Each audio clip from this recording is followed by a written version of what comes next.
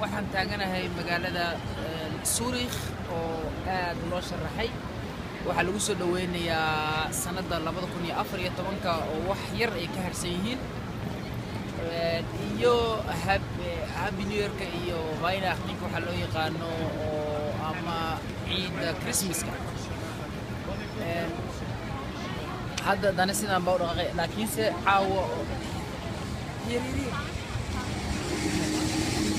Du musst doch bleiben nachher dieser. Ja, wegen okay. معناها لكن بقبول هاي عاوة برنامج كان يديك سو قد مننا مقالة سوريخ سداسيو شد وضني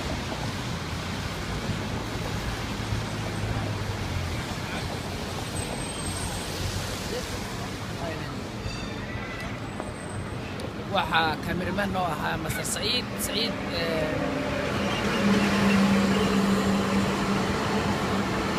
meesha taaganahay waa baana mushtaraase